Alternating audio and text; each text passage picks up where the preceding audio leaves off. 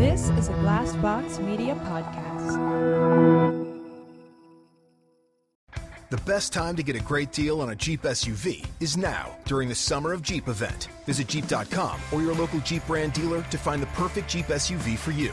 Hurry in and make this the Summer of Jeep. Right now, during the Summer of Jeep, purchase and get 10% below MSRP on the 2023 Jeep Compass Limited 4x4 or Renegade Latitude 4x4. Not compatible with lease offers or with any other consumer incentive offers. Contact dealer for details. Residency restrictions apply. Take retail delivery by 7/31/23. Jeep is a registered trademark. Ladies, are you ready for some real talk about the ups and downs of dating?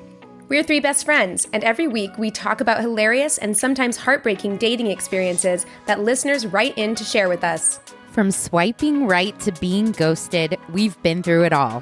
But don't worry, our podcast will do its best to turn disasters into life lessons and help you navigate the dating world the way only your best friend can. And that's not all. We'll also share our experience for finding love, building confidence, and avoiding dating pitfalls. Along with a healthy dose of pop culture gossip and some true crime when dating really goes wrong. Whether you're a seasoned dater or just starting out, you'll find a supportive community of friends here on My Worst Date. See you next week, gals. Cheers!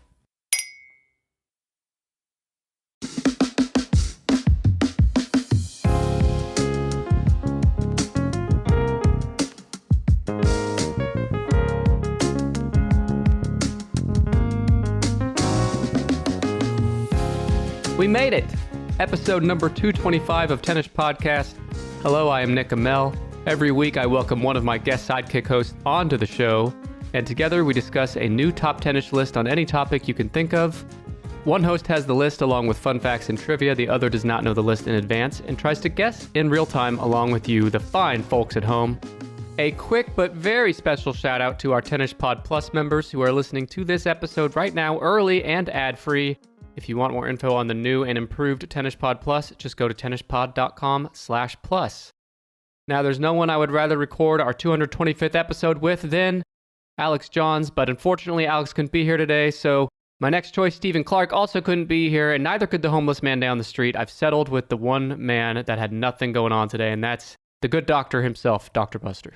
Nick also asked all of his previous lovers, and none of them were available either, so... Joke's on you, there are no previous lovers.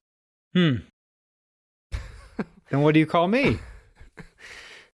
Call you a friend, a dear friend. See, I thought that one summer in Cambodia was a little bit more, but I digress. We'll leave that Cambodia? for off the podcast. Oh, you forgot already? I guess there's been so many places. Cambodia specifically did not stand out. I'm sure your life is just so good. You forget all the sweaty, sultry summers you've shared with me. I get it. It's fine. That's neither here nor there, I suppose. It definitely is not. Can confirm. Neither here nor there. Wait, hold on. What? Go I like ahead. the semantics of phrases and such. You fucking asshole. I knew you were about to go into this. If Go it's ahead. not here or there, where the hell is it? Because here is where you're at. There is literally anywhere else in the universe you're not. So what the fuck is in between? Nothing. That's the point of the saying. It's neither here nor there, meaning it has no purpose here nor there. Has no purpose anywhere, Sam I am. It's irrelevant. Correct. Like me. Like you. Dr. Buster, what is the standout moment of Tennis Podcast over the last 225 episodes? What's the first thing you think of? Each time an episode ends, I'm so grateful it's over. That's typically my favorite. Well, no one's got a gun to your head, sir. Physically, no. Okay. So you feel pressured then by me. Is that what you're trying to say? Well, ever since you stole my identity and used my 3 different credit cards to sign up 3 different Patreon accounts for the Tennis Pod, it's one of those things where you get conned into it, and then, well, it's like, oh, I'm already here, so I might as well just keep watching, keep listening. You do the same thing with your Pornhub accounts, right? Well, Why cancel them? That's why I'm in crippling debt. I just can't cancel any subscription. Crippling debt because of your porn website subscriptions. I understand. Yeah. That's kind of vaguely, very vaguely, but vaguely related to today's topic. Okay. Today, we have a milestone topic I've been hanging on to for a long time. Wanted to wait for an episode like this, 225. What better time to talk about? Well, let me tee it up this way. Buster, let's look at something like Batman. Okay? Batman, the franchise Batman. The franchise. If you took every single toy every single movie, every single t-shirt, video game, amusement park ride, bed sheets, Halloween masks, dildos, and anything else that comes with a Batman logo on it. How much money did all those things combined generate for Batman? I know you don't know, but the answer is $26 billion. $26 billion. So that's what you're guessing today. The top 10 largest media franchises in the world, ranked by their collective revenue of all products sold under each franchise. Oh, interesting. And another way to look at it is like this is the most popular, the most famous, the most financially successful franchise in the history of the world. That relates to media in some way. Television, movie, audio. Books, toys. Books. I mean, toys isn't a media, I guess, but toys are, they're built off whatever the original medium was. But all the guesses are connected to something that has some form of media, audio or video. And Batman was the example I gave you. It's actually number 13. You're going to guess the top 10. This data comes from Statista, who totaled all publicly available revenue figures to determine which franchise have sold the most bullshit in the world, and it's as of August 2021. So number 10, what's the total dollar value for number 10? $32 billion. 32 bill. Number 1 is $105 billion. 105 billion. Yep. I also pulled some notes from thehill.com, visualcapitalist.com, and Wikipedia. Visual Capitalist. And Buttopedia. If you got capitalism in this list, Nick, I'd really prefer you have somebody else. Are you sure Alex and Steve were not available? Spoiler alert, this whole damn thing is capitalism. It's like capitalism ABC 101. This is literally like the highlight reel for capitalism. With the exception of one franchise, you can guess all top 10. These are all, one of these franchises is foreign, and I wasn't really familiar with it. I doubt you are, but the other 9 are extremely pervasive in Western culture, world culture. Every one of us has heard of these things. Many of us have a shirt with these, logos or characters in our closet right now. A thong. Some of you may have underwear with these characters. So, again, just to put a bottom line on this, top 10 largest media franchises in the world, ranked by their total revenue from every foreseeable product they could ever sell. Okay. You have any guesses for what are not in the top 10? G.I. Joe. G.I. Joe, not in the top 10. Yeah. It's something that's there, but I don't think it's that popular. Mm-hmm. Is G.I. Joe still in production? I assume so, but he's definitely not, the moneymaker he once was. They're going to be more inclusive. They're going to be like G.I. everyone. G.I. Jane. They have that. Okay. But you're right. You go. But there's somewhere in between Joe and Jane, too, we got to figure out. All right. I'm going to guess that My Little Pony and the Bronies not going to be enough to crack the top 10. Nope, that's a good guess. They were in the top 25, I want to say. But really? I have the top 20 in front of me, and I remember seeing them. Mm-hmm. That's higher than I would think. But you're on the right track. Both of the things you brought up are very popular with children. There's a lot of toys. There's a lot of merchandise that come, and that's a great way to think of this list. Now, several of these things are aimed at adults too, but children benefit as well. I'd say almost all of these have like a toy element to it. Yeah. Planters Peanuts, probably not in the top 10. Number 1, Planters Peanuts. Who can forget the Peanut Man butt plug? I don't know. There's someone out there, maybe they're a listener of the show, maybe not. They are. That are so into the Planter Peanuts, man, their whole house is decked out in Planter Peanut Man memorabilia. I know for a fact you're right. And they probably have a costume of him, and they dress up and do salacious things to themselves in the mirror while they're dressed as a giant peanut and wearing a monocle. You made quite the leap there from they like Mr. Peanut to they have Mr. Peanut memorabilia to now they're self-fucking in the mirror in a giant Mr. Peanut costume. Some of us are into things. Some of us are really, really into things. Do you think Mr. Peanut, the Mr. Peanut, or let's just say Mr. Peanut enthusiast? He's not real, Nick, okay? Okay. First of all. Fine. The guy that's fucking himself in the mirror, the guy that loves Mr. Peanut. That guy's real. What do you think his take is on the peanut butter replacing all water scenario that we often talk about on the show? Do you think he's for it, against it, neutral? It's like the psychics who always try to make a prediction, but it never really comes true. It's something he wishes, hopes for, talks about every single day, and every day he wakes up and it hasn't happened yet is another disappointment. That's like me with you shutting the fuck up. Like every day I just wake up thinking, man, today might be the day. I know it probably won't, but it could be the day Buster leaves me alone. Well, happened to yet. me, that signifies you're not praying hard enough or often enough. So, Buster, what costumes do you put on when you self-fuck in the mirror? well, they're probably going to be on this top 10 list, so I don't want to give those away. Okay, Might as well sure. give you some guesses. Yeah, let's start guessing. So, they'll be underneath umbrella companies. Like, it's going to be you're not specific guessing characters. Disney, for example. You're guessing Correct. specific characters, Correct. specific franchise. Let's go Teenage Mutant Ninja Turtles as my first guess. Great guess. Great guess. It's not on here. Not even in the top 20? Not top 20. There are several things in the top 20 that are extremely prevalent in your own life. Yes. All right, let's go Lord of the Rings. Lord of the Rings is number 20. Oh, number 20. Okay. And I have to think, because like movies and books, right? That's obviously a huge part of the franchise, but there's a lot less toy and like apparel, with Lord of the Rings. That's very true. Which I've learned from doing the research for this list that like merchandise is usually the number one. Merchandise includes anything that you can put a logo or a character on. Shirts, hats, bedsheets, underwear, toys, all that goes under merchandise. So from a money to be made capitalist pig crony standpoint, the movie is really just the key to open the door for the merchandise. It's an excuse to make money on everything else. There's very few of this because I have the revenue breakdown, like the category for where the revenues come from on all these, which I'll share. But very few of these are driven primarily by the films. That's super interesting. Mm-hmm. Which makes sense because think about it. Movies, they come out and a lot of them are huge blockbusters. Think about Batman, the example I gave you earlier. The Batman. But those movies, they only make money for a short period of time. Well, they only make a lot of money for a short period of time, while they're in theaters and then maybe right after they come out on a home video. After that, they just kind of trickle in money here and there over the next years, right?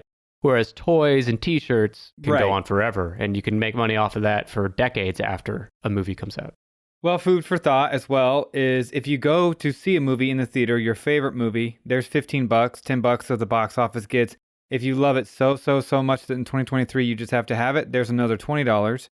But the first time you buy a shirt or a doll or something else, boom, you've already doubled the amount that you've spent on that. So it's really easy to rack up money. And right.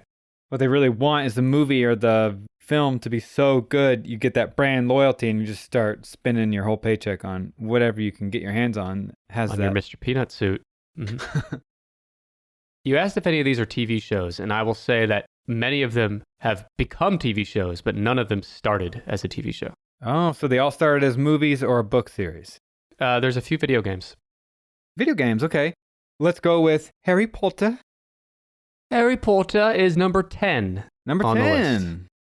Knew it. The wizarding world of Harry Potter first came into being in the year 1997, year of our Lord.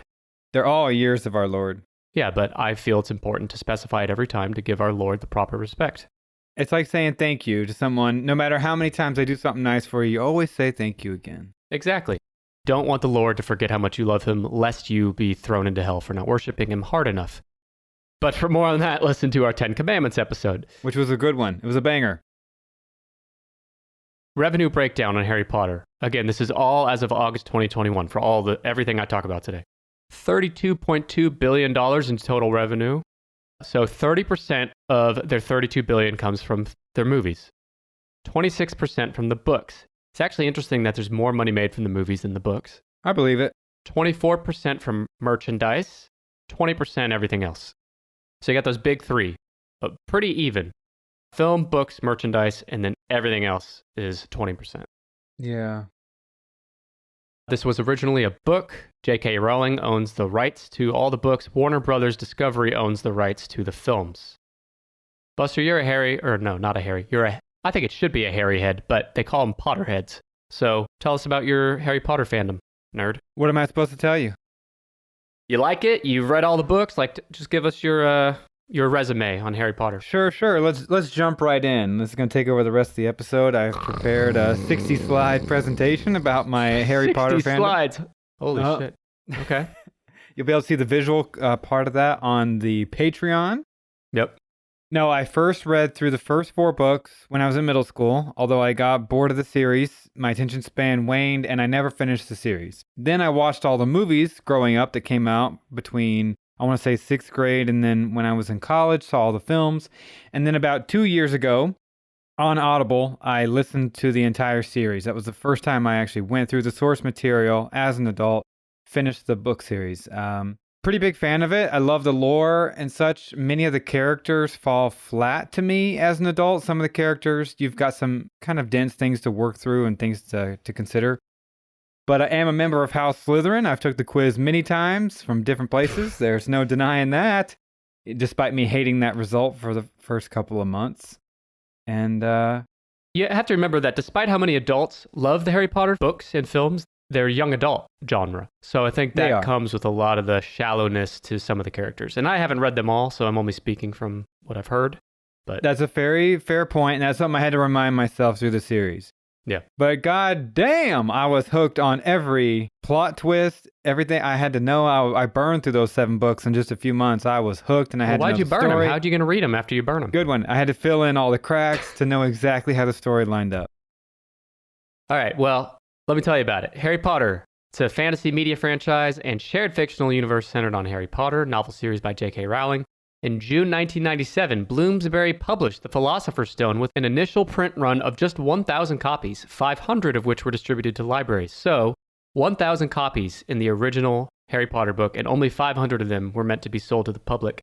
Today, those 1,000 copies are valued up to $27,000 each, if anyone can find one. J.K. Rowling has lived a rags-to-riches life in which she progressed from living on benefits to being named the world's first billionaire author by Forbes. So before Stephen King, before, Dean Koontz, name an author, J.K. Rowling was the first billionaire author. Yeah. Harry Potter and the Deathly Hallows, which is the final book, was released on July 21st, 2007, and it broke its predecessor's record as the fastest-selling book of all time. It sold 11 million copies in the first day just in the United Kingdom and the United States. The book's last chapter was allegedly one of the earliest things Rowling wrote in the entire series. She had the end in mind the whole time. Now, I probably have a bias because I was a child and growing up at the time, but I don't know if our society, because of the oversaturation of options, book, television, streaming services, movies, but if anyone, what I'm trying to say is, when Harry Potter came out, everybody was talking about it. Even if you didn't like it, you knew when the next book was coming out because people were foaming out the mouth. They were freaking out. Everybody was revolved around this one book release when it would happen. And that just doesn't happen anymore because there's only a small percentage of the population that's into anything at any Everything's niche now. Given time. Everything's niche, especially if you're talking about a book release. There's some things that break through, but for the most part, you're right. Everything is so niche. We live in a niche culture, which I think has its pros and cons. But yeah, Harry Potter, I remember talking to kids, because you and I were in elementary school, or maybe like 6th grade when the book started. Well, it came out in 97, so we would have been elementary school. And at that time, I had friends that their parents forbade them from reading Harry Potter. I heard at church that you shouldn't read Harry Potter. So... Well, those are good words, because if you did, you got possessed, and Satan uses you as a sock puppet to this day. Well, yeah, obviously. But I think even that controversy helped with the sales and the notoriety of the franchise. It made people curious. So curious, in fact, that the 11 total films, which does include the Fantastic Beasts movies, have grossed nearly $10 billion in total, and that's, when looking only at movies and nothing else, that's the 4th highest grossing franchise. And in April 2023, Warner Bros. Discovery announced a new live-action Harry Potter TV series for their Max streaming service. It would be a reboot of the franchise with a season dedicated to each of the 7 books. How do you feel about that? I don't know. So it's going to be a retelling? HBO/Max has a pretty good track record with quality TV series. Just finished Succession not too long ago. Amazing. So on that regard, it's promising. And yes, to answer your question, it is a retelling. It's a reboot of the entire story, 1 season at a time for each book. I like that you get a full season to each book, not just an hour or two. An hour or two? Motherfucker, those movies are like 3 hours long each, but I get your point. Yeah, I was going to ask if it was told in the Harry Potter universe, but wasn't about the central story, but you answered my question. No, it is. It definitely is. Curious. Hey, eager to see the reviews. When do you think the Tennis Podcast live-action drama series will be hitting Max? Any day. Who will play you? Danny DeVito? You might just be one of those artistes that don't get appreciated until after their time. Posthumously, the Tennis Pod will become a Max show. Well, who is appreciated now? Which of these franchises do you want to guess? Another franchise that's in the top 10. I'm going to guess WWE's not in the top 10, professional wrestling. I'm curious to know how they'd categorize that because like NFL, like is NFL considered a franchise? You know, I mean, it must be, but there's no sports, no WWE, no NFL, nothing like that.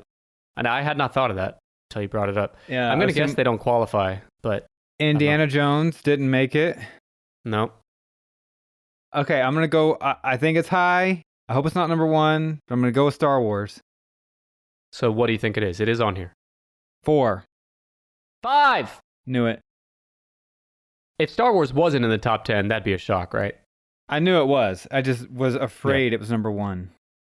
Think about, everyone listening, just think about, I bet that you see, if you took every day of the last 30 years, I'll bet you've seen more people wearing or representing Star Wars than days that you haven't seen that, if that makes sense. Basically, you see Star Wars stuff everywhere. I'm actually surprised it's not number 1, but... Bumper stickers alone. Graphics on people's cars. Bumper stickers alone, yeah. That's a huge industry just for that. I mean, there's so many different ways to represent it, from Empire and Rebel logos to clips from the show, Baby Yoda, people wearing pajama pants. Baby Yoda's fucking huge. Yeah. And don't forget that Star Wars was bought by Disney, which only like catapulted this shit into more prominence. Yep. So Star Wars, it is old, but it's not the oldest on this list. 1977 was when it came to be. Total revenue as of August 2021 is just under 69 billion. Nice. The revenue breakdown comes from 61% merchandise. So not the movies. 61% merchandise, 15% for the films, 14% home entertainment, which includes DVDs, video games, 20% for everything else. So merchandise is the big mover here. They are pumping that merch. You could be 10 years between Star Wars movies, and in all 10 of those years, you will find Star Wars toys at Target and Walmart. They're everywhere. Mm-hmm. And there's so many things that you can do. Action figures, Lego sets, vehicles, T-shirts, you name it. Yep. Costumes. Star Wars is an American epic space opera multimedia franchise created by George Lucas, listener of the show, which began in 1977 and quickly became a worldwide pop culture phenomenon. It happened fast, right away. The franchise has been expanded into various films and other media, including TV series, video games, novels, comic books, theme park attractions, comprising an all-encompassing fictional universe. Last year, I went to the Star Wars area at Disney World, and I'm not even like that into Star Wars, but man, it was impressive, and I highly recommend it for any Star Wars fan. Okay. The Star Wars saga has had a significant impact on pop culture, with references to its fictional universe deeply embedded in everyday life. Phrases like the evil empire, or may the force be with you, or Luke, I am your father, have become part of the popular lexicon. It's a lot like Seinfeld in that way. We always talk about like Seinfeld phrases in everyday language. Sure. Star Wars has the same. There's even Star Wars Day, May the 4th. There are 12 total films to date, with 6 more planned. Who knows where we'll be like 20 years from now. Yeah. Buster, what would you guess is the highest grossing Star Wars film to date? Now, grossing means just by theater sales. Mm-hmm. Box office at the movie theater. I'm going to guess it's in the newest trilogy. You're right. It is The Force Awakens, which is the first Disney-released Star Wars film. $2.1 billion in box office revenue for that one movie. It is the most expensive film ever made, with up to $447 million to make that movie. I thought the Avatar sequel was the most expensive budget to make. It might be, but remember, this data comes from August 2021. Sure. So, yeah, you're right. Avatar 2 true, fam. You got me on that. Yeah. I did. Are you not taking vigorous notes throughout? I would guess that of all the movies, the reason that one was the biggest is people were excited about the idea of a new trilogy. The trailers got them hyped. Then they went in and saw that it was basically a carbon copy, nostalgia-pumped rehashing of A New Hope. And they were all like, fuck it. We're not going to see the other ones. Well, a lot of people still saw the other ones. I believe those are the 2 and 3 highest grossing. But still, there was a drop-off. I think everyone expected a drop-off. But yeah, that The Force Awakens, to me, was a huge bummer, disappointment. But some people like it. It forced me to awaken my criticism of the Star Wars franchise. That's great. Well, there's so much more to say on Star Wars. I'll leave it there, but I will plug that we have covered Star Wars in the archives. In fact, we did the top 10 highest grossing Star Wars films way back on episode 36. I guess you could say that episode took place in a galaxy far, far away. No, it took place right here. It just took place a long time ago.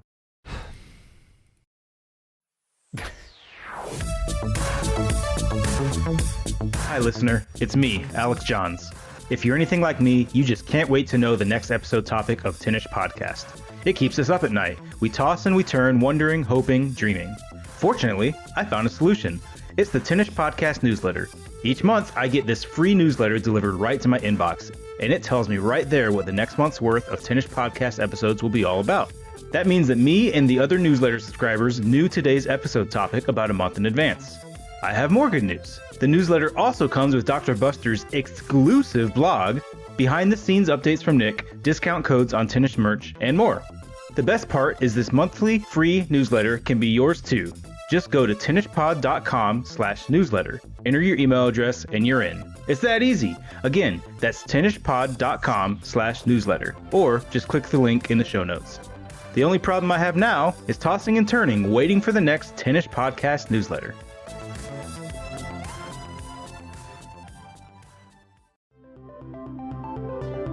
Hello, listener. Nick here. I am so excited about our next sponsor because it's been a real game changer for me this year. It's HelloFresh. With HelloFresh, you get farm-fresh, pre-portioned ingredients and seasonal recipes delivered right to your doorstep. Skip trips to the grocery store and count on HelloFresh to make home cooking easy, fun, and affordable. That's why it's America's #1 meal kit. I have tried other meal kit services, but HelloFresh has been my favorite by far. I wish I had tried it even sooner. Summer is the perfect time to try HelloFresh. From chef-crafted seasonal recipes to their new fresh and fit summer menu, HelloFresh brings flavor right to your door. If you're like me, after a long day, the last thing I want to do is cook. So me and my family got in the habit of ordering takeout food way more than we should. But like I said at the start, HelloFresh has been a game changer for us. When you need dinner fast, don't call for delivery. Just think HelloFresh. Their fast and fresh recipes are ready in just 15 minutes or less. Plus, HelloFresh is 25% cheaper than takeout. Don't be like me and put off trying something as good as this for too long. It's time to try HelloFresh for yourself. And the best part is HelloFresh has a special offer just for cute little Tinish podcast listeners like you. Go to HelloFresh.com/10ish50 and use code 10ish50 for 50% off plus free shipping. What? That's HelloFresh.com/10ish50 or just click the link in the show notes. And don't forget to use the code 10ish50 for 50% off plus free shipping. Nick here, ready to introduce you to our partner AG1, the daily foundational nutrition supplement that supports whole body health. I drink it literally every day. I gave AG1 a try because I was tired of taking so many supplements and not knowing whether or not what I was taking was even working. I wanted a single solution that supports my entire body and covers my nutritional bases every day. AG1 is the answer. Since I've been drinking AG1, I've noticed I have more energy throughout the day. I wake up feeling well rested and I just generally feel good for the first time in my life. AG1 has truly been a game changer for me. AG1 is great bang for my buck as it replaces a lot of other vitamins, probiotics, and whole food supplements like a daily multivitamin, minerals, probiotics for my gut health, adaptogens, and a greens blend, literally all in one scoop of powder. I can't think of another daily routine that pays off as well as AG1, which is why I trust the product so much. If you're looking for a simpler, effective investment for your health, try AG1 and get 5 free AG1 travel packs and a free 1-year supply of vitamin D with your first purchase. Go to drinkag1.com/10ish. That's drinkag1.com/10ish. Check it out. And if you're wondering, yes, I really do use this product every single day. If you ever have any questions about it, hit me up anytime at tenishpod@gmail.com. I'd love to talk to you about it. Support your body and Tinish podcast at the same time at drinkag1.com/10ish. Shall I give you another guess? Yeah, and if you're going to guess Star Trek, it is not in the top 10. But you said there's something older than 1977, which I'm super curious which one that is. Oh, there's a few older than that, but MASH is not on here, is it? no. Longest running TV shows or movies. Pokemon's not on the list, is it? You want to guess again? Oh, Pokemon? Pokemon is number 1. Oh my god. Are you serious? You didn't think it was on here? You didn't even think... Buster. I thought Mario was number 1. Mario's on here, but no, number 1 is Pokemon. Wow. And it'll make sense because since its inception in 1996, it has generated $105 billion in revenue. Yeah. I guess just the video games plus the cards alone is just like, yeah. 66% merch.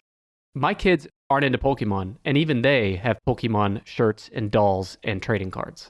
Which isn't that strange? Yeah. What do they like about it if they're not into the games and the cards? They wouldn't even know what it means.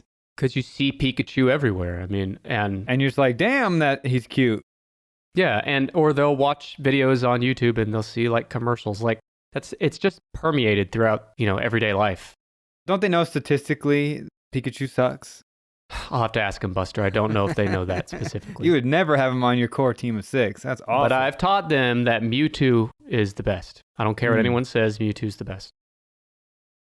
So 66% of the revenue comes from merchandise, 18% from video games, 11% from trading cards, 5% everything else.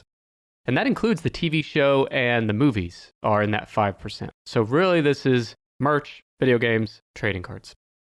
Interesting. Yeah, it is everywhere.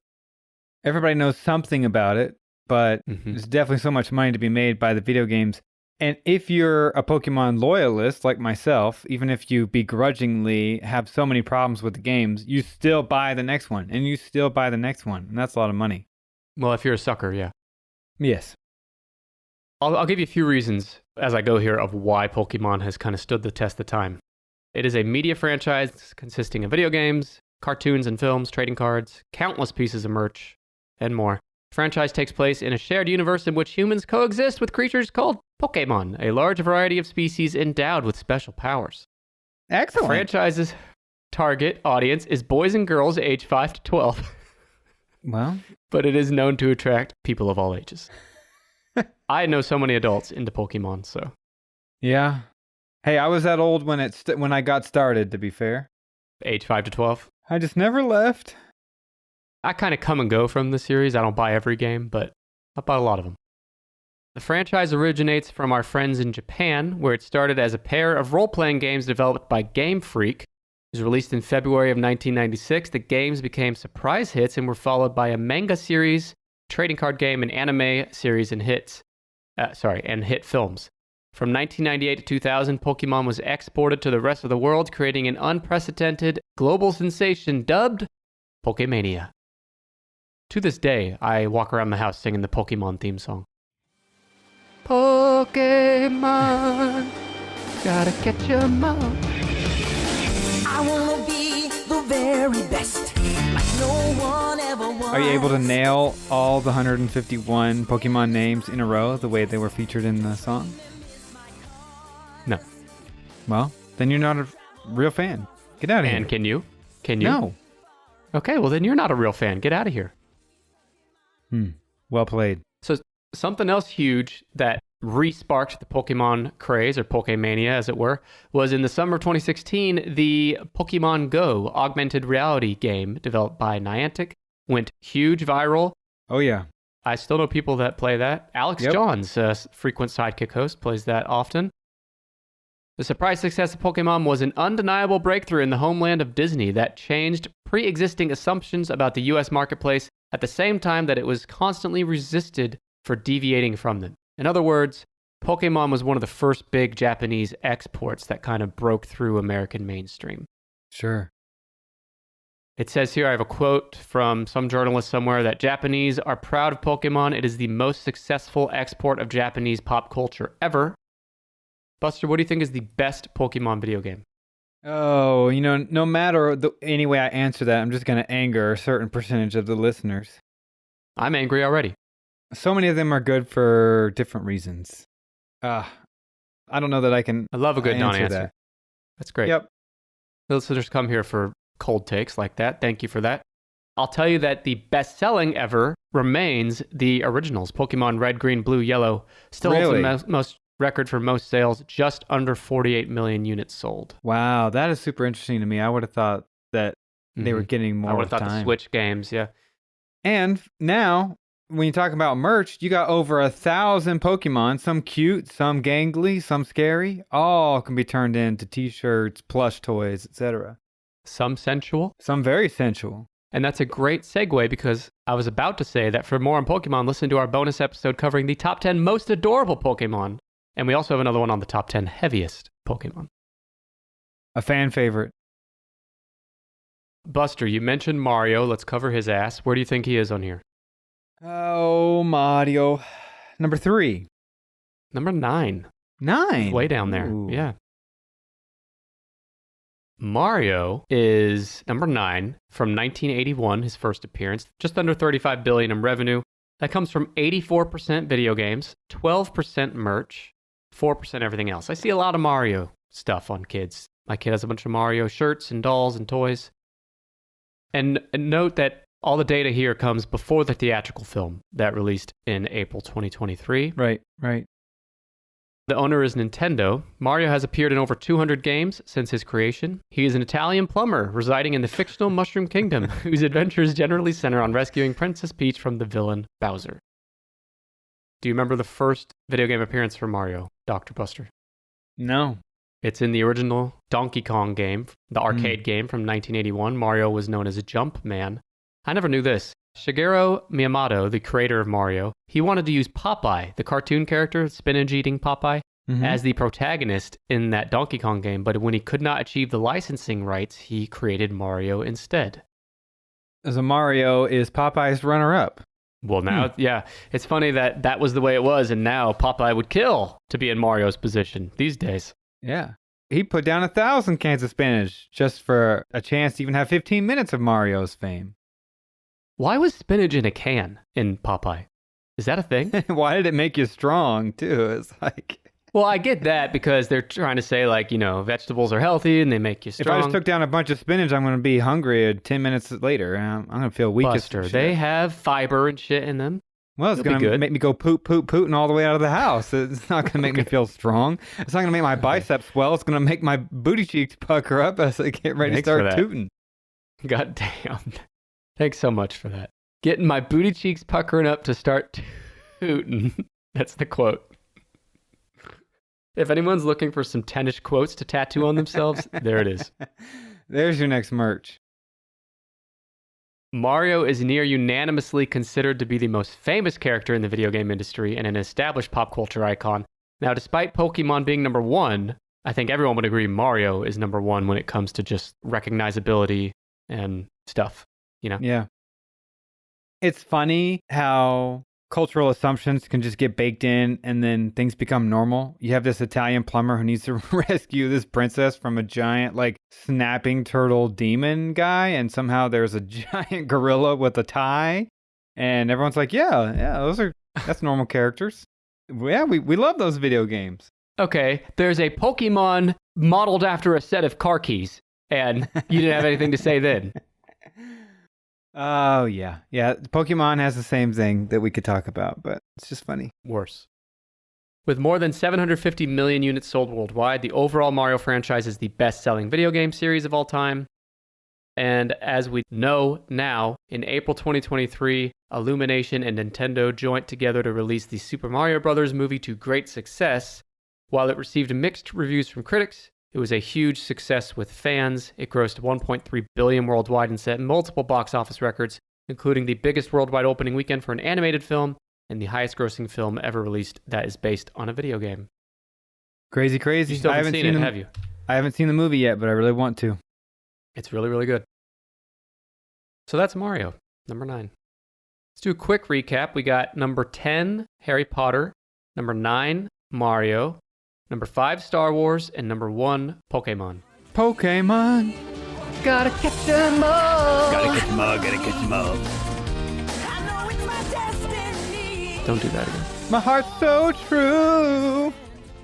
All right, I don't think there's any other video game origin. I mean, some of these have been on video games, but nothing that's started from a video game in the top 10. What about Transformers? Number 11. Just outside that tippity top 10. Lion King. No. That's a good guess. I think, so there is Disney on here. Yeah. Don't give me hints yet. I'm thinking merch here. Frozen. You're on the right track, but you need to think broader. Go like a step higher than like individual characters, individual movies. Pixar. Is that what you mean? No, this one's kind of hard to hint at. So this universe is extremely focused on little girls. Oh, okay. And not where I thought you were going. Costumes. I'm just going to tell you. It's Disney Princess. Oh. Is number 6. That considers... Oh, interesting. I would not think that was... So they have a whole toy line and like merchandising line that's all about the princesses that appear in Disney movies. It's number 6 on the list, and it's generated over $46 billion, and almost all that's in merchandise. Costumes, shirts, toys, things like that. Well, of all the things we've mentioned on the list, this is the stuff I own the most of. Oh, I know. And we just recently talked about how you feel about Disney princesses on our BuzzFeed quiz bonus episode. Buster's a huge fan. Loves them. The younger, the better. You pulled up a BuzzFeed quiz that forced me to answer sexual questions about Disney characters. What was I supposed to do? I didn't write the quiz. No, but you picked it. I wanted to know your alter ego villain in bed or whatever, however they put it. And I was not disappointed. And you were not a princess, let's put it that way. No, never have been. The franchise, the Disney Princess franchise, features a lineup of female protagonists who have appeared in various Disney franchises. This includes Snow White, Cinderella, Aurora, Ariel, Belle, Jasmine, Pocahontas, Mulan, Tiana, Rapunzel, Merida, and Moana. The franchise has released dolls, sing-along videos, apparel, beauty products, home decor, toys, and a variety of other products. Licensees for the franchise include Glidden, who does wall paint, Stride Right, who does sparkly shoes, Fisher-Price, who does plastic figurines, Lego sets from Lego, and Mattel and Hasbro take care of games and dolls. And then, of course, you can pay to meet and greet Disney princesses at Disney resorts, which I'm sure is a huge deal. Buster, which princess would you most want to meet and greet? Mulan, she's pretty badass. But she'll kick your ass, though. Yeah, that's the point. God. Her or Moana? Great characters. Headstrong, just taking no excuses. Stiff-arming everybody in the world down to the ground who gets in their way. I wish you'd try to be less like Moana on this show. Okay, more like The Rock? No. More like, let's see, who's a quiet, subservient princess on this list? Snow White, who literally is just waiting to be kissed by a fucking prince. That whole story is fucked up, by the way. Well, we don't need to get into it, but yeah. Well, they're all fucked up. Most of the early ones just have no redeeming qualities and are clearly a sign of the times when gender equality had a lot of room yet to grow. And still does. But a lot of those early Disney movies were based on old Brothers Grimm fairy tales from hundreds of years prior, and a lot of those were cleaned up by Disney for the films, let's say.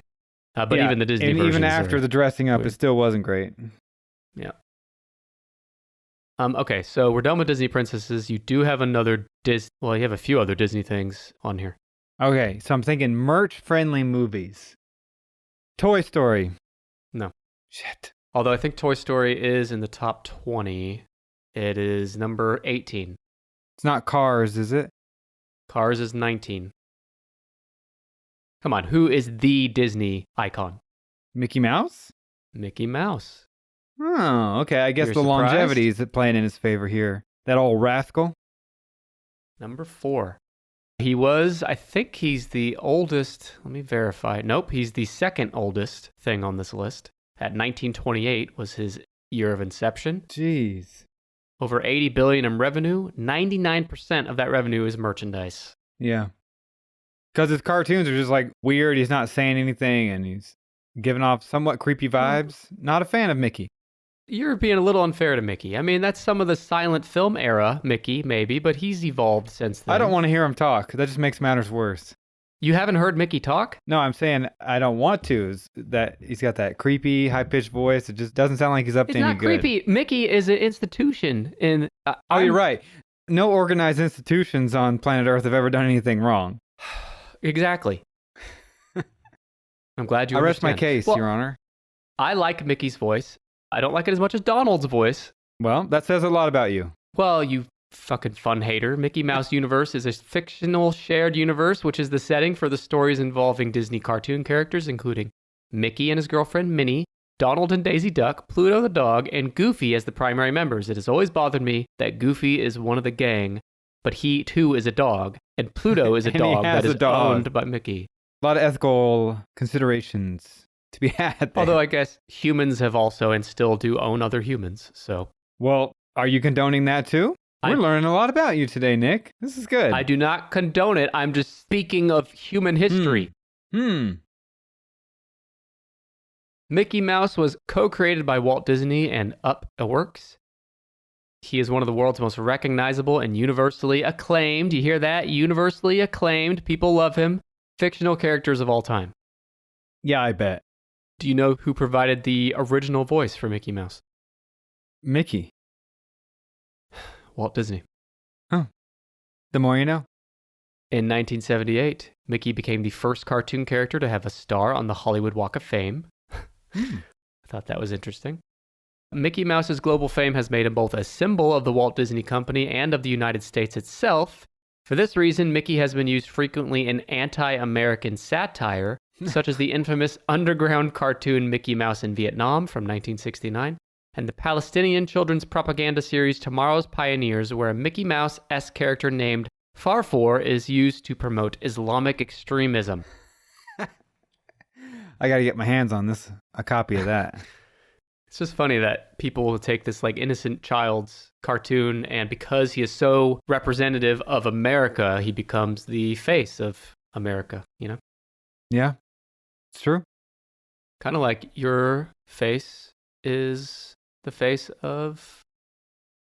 I got nothing. When you're looking to pick a fight with an enemy, find the weakest link. Blow their image up and smear it all over everything. Smear what over who now? Okay. So Mickey Mouse is 4. Number 3 is also Disney, and you will in a million years never guess it. Okay. Maybe not a million years, but it's surprising. Is this the old one or the foreign one? Oldest one on the list, 1924.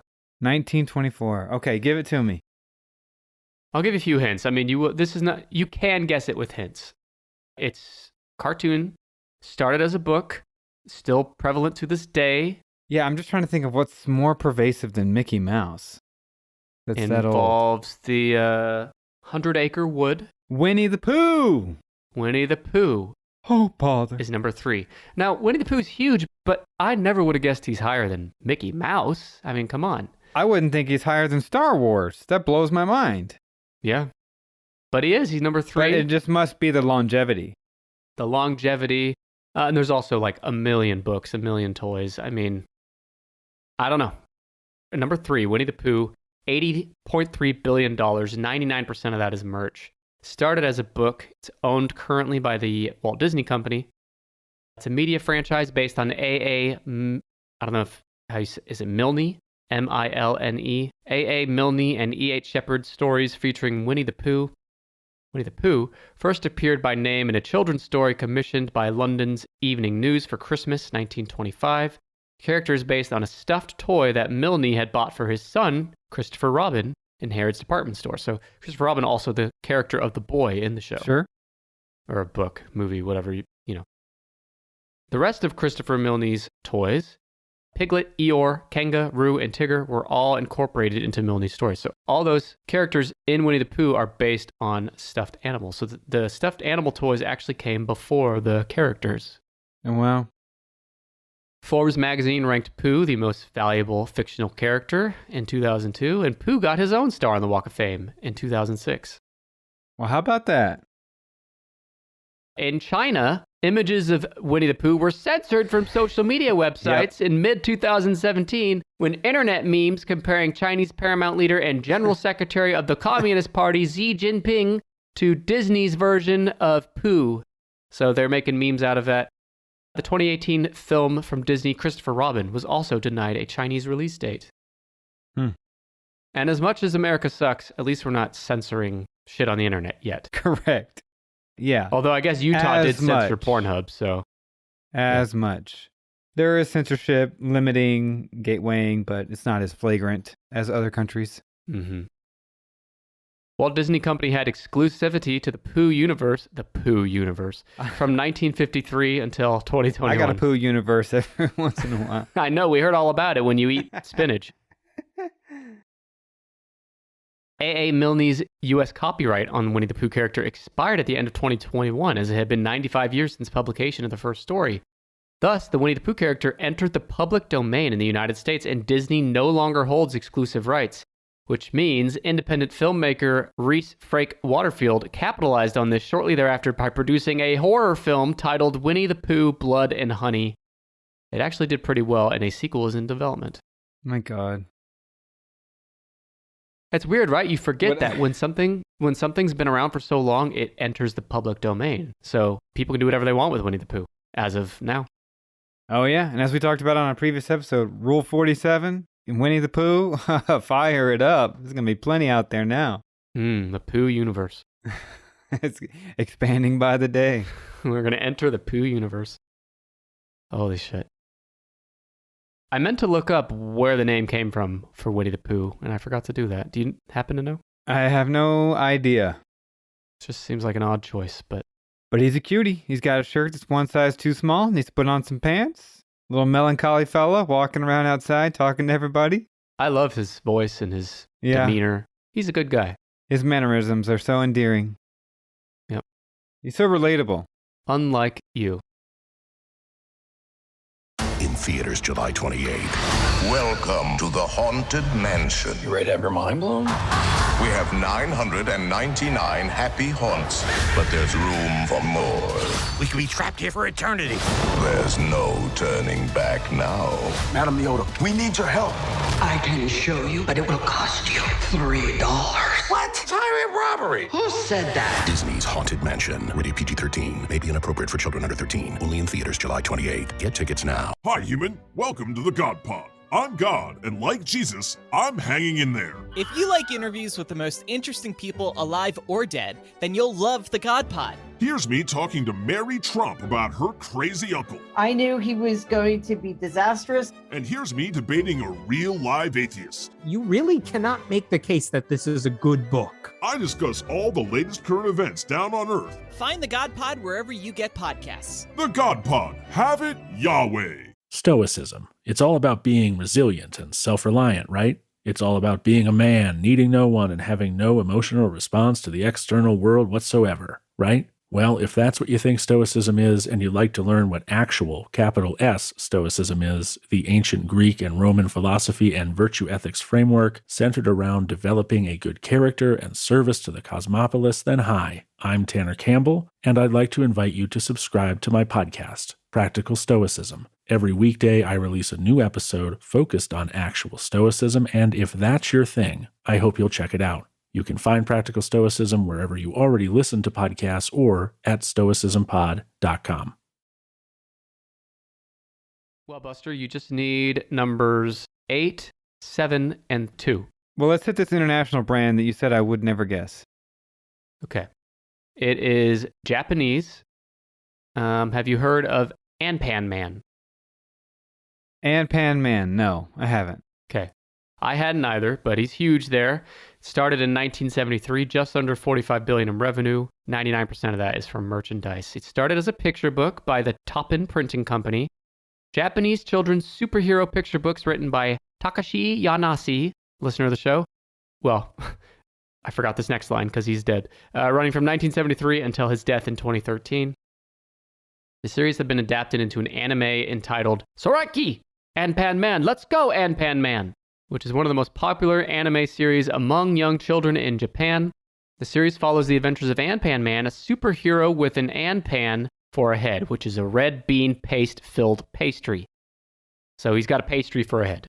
Can we put a link in the show notes to Anpanman? Oh, of course. How is he ever allowed to crack the top 10? Are you seeing this monstrosity? I've seen him before. Let me remind myself. Like, what are we talking about here? Buster. Well, you already talked about Winnie the Pooh with his half shirt. He's on here. Yeah, Winnie the Pooh's cute. Anpanman's cute in his own way. No, he is not. He's full of red beans. Ugh, Red bean paste. Buster. Just because you don't understand other cultures doesn't mean you have to be what do you call that? The phobia of other cultures? Xenophobic? Xenophobic. That's you. You're afraid of red bean paste filled pastry. I just don't get it, bub. But this guy with the pastry for a head, Anpanman, he protects the world from an evil germ named Bacon Man. It's not spelled like bacon. It's Baikin man. Okay, so the history of this. So this started in 1973, but well before that, during the Second World War, the book series author Takashi Yanase faced starvation countless times, which made him dream about eating an Anpan. Oh my God. This inspired Anpanman. That's it. I rest my case once more. The origin story alone shows why this is not fit for public consumption. And I like that the World War II, in the 40s, it took him 30 years to really firm up this idea and write the book about the Anpanman. It's a good thing we don't have franchises built off of everyone's random dreams. Like, okay, you were hungry for Anpan during the war. That doesn't mean you have to create a character for it. But well, here's the thing. I guess he did the right thing. There are plenty of crackpot characters and media franchises that never get off the ground. The thing that unsettles me about this is looking at Anpanman and knowing that he's on the top 10 because over the last 50 years, he's been that popular. I don't get it. Now, what do you think the grown man that's obsessed with Anpanman and is putting on the Anpanman costume, what do you think he's doing in the mirror to himself? It's so uncomfortable to even consider. I don't even want to pontificate about it. Buster. It's just, it makes what I talked about with, well, we're here to pontificate. It makes what I described with Mr. Peanut Guy look like the children's show and tell. Looks like a Anpanman children's cartoon? Yeah, if you look at Anpanman's face, you know exactly what that man is doing when he's dressed up. Buster, you are being way too critical of Anpanman. Wait, what number is he on the list? Anpanman has flown his way into number 7 spot. Okay. And heavily merchandised, the Anpanman characters appear on virtually every imaginable children's product in Japan, ranging from clothes and video games to toys and snack foods. What's really interesting about this is every other thing we covered in this top 10 is a global juggernaut. It's a global entity known everywhere. Anpanman, for the most part, if not entirely, is based in Japan alone. And he's so popular in that one country that has a smaller population than America. He's so popular there that he's the number 7 on this list. That's pretty remarkable. Which means they love him beyond all recognition. All recognition. You can't recognize how much you love him. I mean, all right. Color me surprised. Well, Anpanman overtook number 2 on this list as Japan's top grossing character in 2002 and has remained the country's top grossing character as of 2019. And get this, there are 5 museums in Japan dedicated specifically to Anpanman. You don't have a Pokemon museum, and there's no Mario museums, there's no Disney Princess museum. I mean, that's saying something. I rest my case. There's something going on here. Like, as a percentage of population, Anpanman has to be number 1. Right. I'm going to have to do an anthropological vacation just to get to the bottom of this. So I can even just try to understand 20% of what the hell is going on here with this character. You can't. But let's see if you can get 20% of the next character. It's also Japan-based, although it is extremely relevant in America and everywhere. It's a children's character. You see it everywhere. You got any hints that won't give it away? It is an anthropomorphic animal. She lives in a London suburb with her family and is close to her twin sister, Mimi. It is Hello Kitty at number 2. Okay. 1974, she first kittied onto the scene. She first came out and said, hello, Hello Kitty. 85 billion in rev. 99% of that is merchandise. It's owned by the company called Sanrio in Japan. So this is number 2. Number 2, and you'll understand why very shortly. Hello Kitty was created in 1974, and the first item, a vinyl coin purse, was introduced in 1975. She was only marketed toward pre-teenage girls, but beginning in the 90s, the brand found commercial success among teenage and adult consumers as well. You won't believe some of the shit I'm about to say. The Hello Kitty media franchise has grown to include a number of animated series targeted towards children, as well as several comics, animated films, video games, books, theme parks, music albums, and other media productions. A variety of products have featured the character over the years, like school supplies, clothing, accessories, and toys, along with other items. And as of 2008, there were over 50,000 different Hello Kitty branded products. But it's not just kids playing with Hello Kitty stuff, because the Hello Kitty Stratocaster guitar, originally released in 2005, was initially aimed at preteen girls, but has since been used by notable guitarists as Chris Novoselic from Nirvana, Courtney Love, associated with Nirvana, Dave Navarro, and Lisa Loeb. Wow. Have been seen using this guitar in concert. What is the source material for Hello Kitty? I've always seen the backpacks, the shirts, socks, whatever, but is it a not sure. Cartoon show? What are they actually enjoying? Or is it just become sort of a meta character now where people only like it because of the way she looks on the merch? I think it's the latter. I mean, there are definitely TV shows and books and stuff that I've seen, but those all came later. I think I think it started as a merchandising thing. I think. And it's also entered the wine market. There's a collection of 4 wines available for purchase, continuing the expansion of product lines targeted at older adults. There's also passenger jets and cars branded with Hello Kitty for sale. It's just another one I don't get. It's not even attached to anything. You just buying the merch because you like the Hello Kitty merch. Yeah, what's wrong with that? Well, it's not attached to anything. It's same with Nike. You're just buying Nike because you like the merch. Because you think it's a good quality thing. But Hello Kitty, a Hello Kitty backpack doesn't mean it's a high quality, good brand backpack. It's some shit backpack with a picture of Hello Kitty on it. There's some high quality Hello Kitty shit on it because Hello Kitty, I'm sure there's Hello Kitty Nike stuff. You're just a hater. I am. You just can't let Japan have anything. I love Pokemon. I mean, Well, you should. I have 4 framed pictures of Pokemon in my office, right next to my degrees. Thank you very much.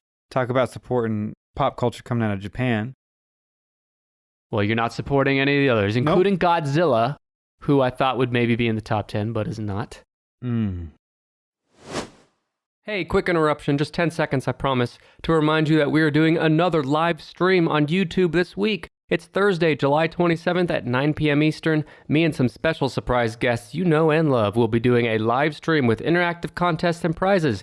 Don't miss it. It's this Thursday night, 9 p.m. Eastern, 6 p.m. Pacific. It's on YouTube, free for all. Go to youtube.com/tennispodcast or just check the link in the show notes. All right, let's get back to the show. You just need number 8, and it's a really obvious one, but let's go through a few that did not crack the top 10. I was surprised that Jurassic Park did not make it. Yep. Plenty of toys there.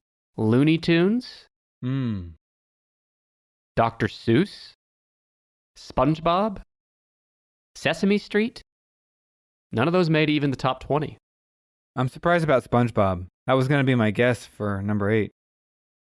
I'll give you 20 through 11 as well. So 20 is Lord of the Rings, 19 is Cars, 18 is Toy Story, 17 is Gundam, not sure what that is, 16 Barbie, 15 Call of Duty, 14 Dragon Ball, as in Dragon Ball Z, 13 Batman, and 12 Spider-Man, and 11 Transformers. Number 12 was Spider-Man, extremely related to number 8.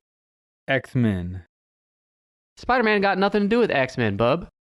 Spider-Man is literally in the X-Men in some runs of the... He is not. Of the graphics? Yes, he is. You're making shit up. I am not.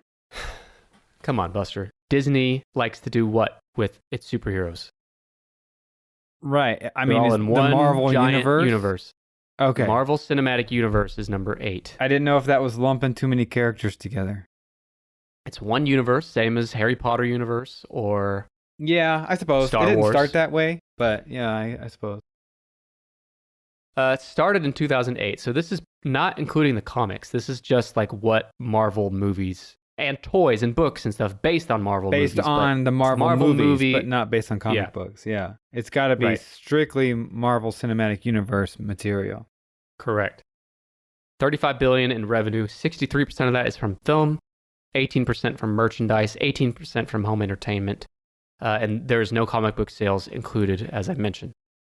There's several owners here. You got Walt Disney Company, who owns Marvel Studios, They also licensed Spider-Man from Sony, and Universal had 1 or 2 films as well. I think The Incredible Hulk, maybe. American media franchise and shared universe centered on a series of superhero films produced by Marvel Studios. The MCU has inspired several themed attractions, an art exhibit, TV specials, literary material, multiple tie-in video games, commercials, and more.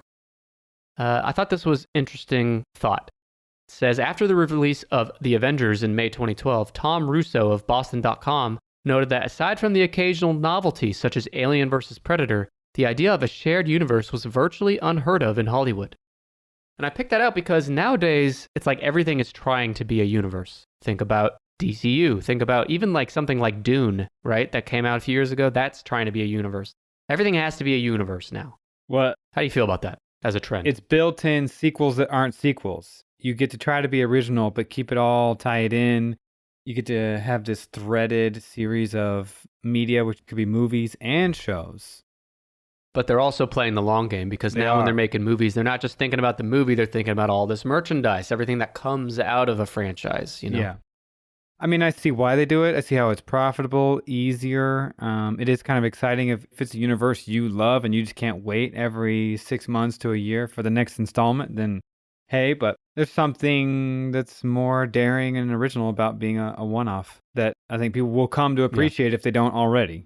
Yeah, but the one-offs don't make the same money. I mean, it's hard to justify, just financially speaking specifically, it's hard to justify doing these one-offs when you could put money into a sure bet winner in something like a universe, which takes time. No one's succeeded at it the same way as Marvel, I guess, other than Star Wars. It makes you wonder if in the future, studios won't even flirt with the idea of releasing a single movie if it doesn't already have 2 or 3 sequels attached to it and the promise of maybe an offshoot show and plans for a universe. It just won't fund it. Well, that's my next note. It says, since that time, the shared universe model created by Marvel has begun to be replicated by other film studios. And in April 2014, a media analyst, Tuna Amobi, stated that in the previous 3 to 5 years, Hollywood studios began planning mega franchises for years to come, opposed to working one blockbuster at a time. Buster, are you still caught up on the Marvel Cinematic Universe? I am not. No, I gave up years ago. Do you remember the last one you saw? I think it was Avengers Endgame, the one where Iron Man died. That's the last Marvel movie I saw. Hello? Yep. Spoiler. Fuck it. If they don't know it by now, it's their fault. The last one I saw in full was The Avengers, the original from 2012. I've not seen a single Marvel movie since then, yeah. Do you know how many there are in total? I'm about to tell you. 40. And how many shows? Well, nearly 40. Nearly 40 films. So what does that mean? I don't know how many 38, shows. 37, 39? Why are you speaking in ambiguities here? Because I saw some lists that had like 33 and some that had like 36. So I just went with nearly 40. Okay. Because some of them, it's like, do you include the non-theatrical films, stuff like that? How many shows do you know? I don't know. I'd guess at least 10. A dozen by now. Yeah. Yeah. But think about this. The Marvel Cinematic Universe didn't even launch until 2008 with Iron Man. And that was 15 years ago. So in 15 years, 40 films and about a dozen shows. It is insane. It really is crazy. The highest grossing movie to date is Avengers Endgame, the one you mentioned. It came out in 2019. Adjusted for inflation, it is the 6th highest grossing film ever with $2.8 billion. Damn. But what do you think is the most critically acclaimed MCU film? Any guesses? Black Panther? Black Panther from 2018 has a 96% on Rotten Tomatoes. I never saw it. I heard it's great. One of my faves. The lowest is 47% on Rotten Tomatoes for Eternals from 2021. I didn't even know what that was. No. It's the first time I've heard that name. Don't ask me. You never heard the word eternal before? That's strange. You've been a human for how many years? Well, not eternally. It's kind of crazy. You know, it changes the whole game and has kind of rewrote the blueprint for cinema. Mm-hmm. Marvel Cinematic Universe did change the game. Exactly. Elements of it had been done before, but not to this level. I'd say Star Wars was kind of the blueprint until Marvel, and now Marvel's the blueprint for like how to launch a universe.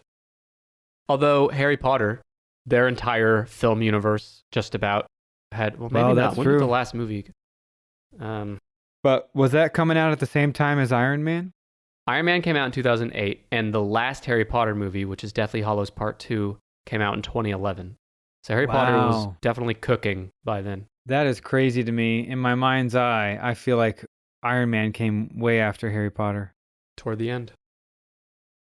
Yeah, Marvel was seeing what Harry Potter was up to and was like, bitch, hold my beer. Bitch, hold my magical wand. I don't know. Oh.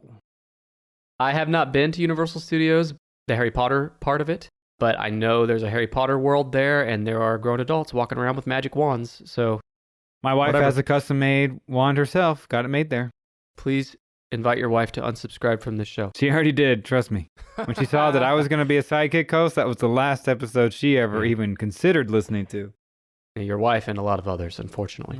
Yeah, sorry. Don't be sorry. Let's go back through the top 10 largest media franchises in the world. Number 10, The Wizarding World of Harry Potter. Number 9, Super Mario. Number 8, the Marvel Cinematic Universe. Number 7, Buster's favorite, the tasty Anpanman. Good Lord. Number 6 is Disney Princesses. Number 5 is Star Wars. Number 4 is Mickey Mouse. Number 3 is Winnie the Pooh. Number 2 is Hello Kitty. Number 1 is Pokemon. You know, when you consider Pokemon, Hello Kitty, Mario, and Anpanman, 4 of the top 10 originate from Japan. That's very true. Wow. It is true. I know it's true. That's why I said it. People most often will talk about multimedia export affecting world culture. They'll refer to the United States, but you've got a great point about Japan in this regard. Yeah, and despite Buster's xenophobia toward Japan and often his ravings off air about his hatred for Japan and everyone from it, Japan has had a huge impact on Western culture. Absolutely. So, Buster, which of the 5 Anpanman museums do you want to visit first in Japan? None of them. I hope to never set foot in a single one. Would you eat a red bean paste-filled pastry? No. Or are you against those as well? If someone offers me Anpan in the future, I'm probably going to walk up and leave. It doesn't matter the consequence of me immediately vacating. Being ice cold to our Japanese listeners. I'd love to watch a YouTube video, like an episode of Anpanman, just to see if I could find out what it was all about. Well, if only you had access to YouTube and could do that sometime. I know. Someday I'll get internet. Someday you'll get internet. Now, of these, yeah, I'm just hoping all right. Of these, total enjoyment. This is a very abstract, hard to pin down question, but I want you to rank your top 3 of these franchises by your overall enjoyment of them in your life. Top 3. Number 1 is easy. Super Mario. I'd say Super Mario, of all these things, is the thing I've spent most time on between the games, because I played almost every Mario game. Which is your favorite Mario game? Paper Mario. But I love them all. I love like the Mario parties, the Mario Karts.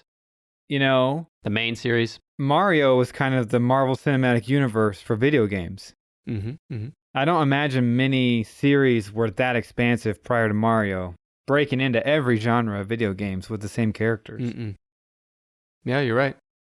Everything Mario's from Mario the OG. Kart, which is racing, to Melee, to like Mario Golf, Mario Tennis. Whoa. Mario Kart is racing? Hang on. Let's fact check that. Are you confused with a different game? Fake news. All right, well, Mario is my number 1, easily. After that, it gets hard. That's what I like. I guess I'm not super into it currently, but at times in my life I have been, so I'll give Pokemon at number 2.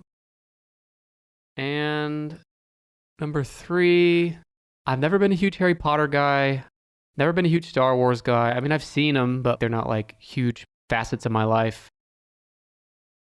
I mean, I guess I got to go Mickey Mouse. Not that I like watch a bunch of Mickey shit, but I'm kind of including just the Disney universe as a whole. Because if you go to Disney World, Mickey Mouse is everywhere, right? So I guess I'll go Mickey number 3.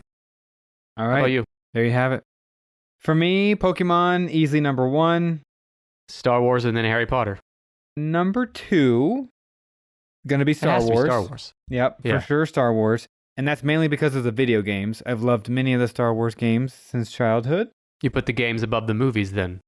You know, for me, it doesn't mean anything without the source material. You still got to like the movies. And then number 3, yeah, we're going to go Harry Potter. You're right. Yeah, I knew it. Well, besides Anpanman. I know you didn't want to talk about Anpanman again since we already have. Right. That's your real number one. Yeah, I just didn't want to bore everybody with my love of Anpanman and how much his face just really gets me fired up and inspired to carpe diem each and every fucking day. Carpe diem every single day. Okay. To seize the day every day. Okay. Anpanman.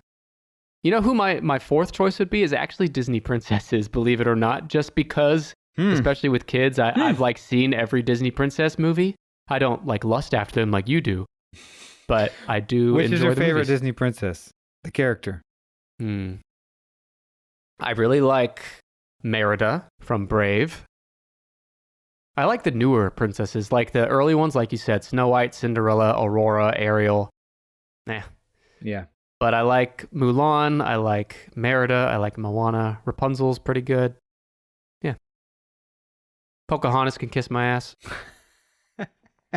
I don't have a problem with her specifically, but I just don't like the movie. Pocahontas can kiss my ass. There's your next tennis t-shirt.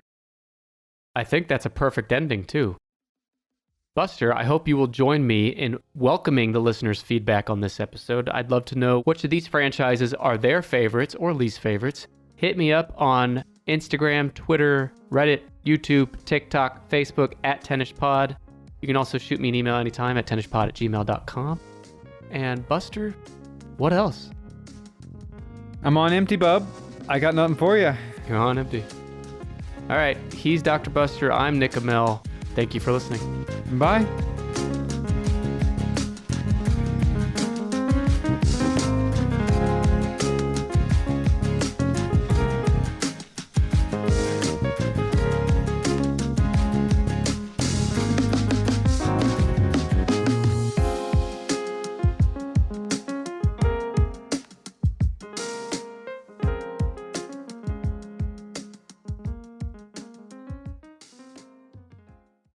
This is a Glass Box Media Podcast.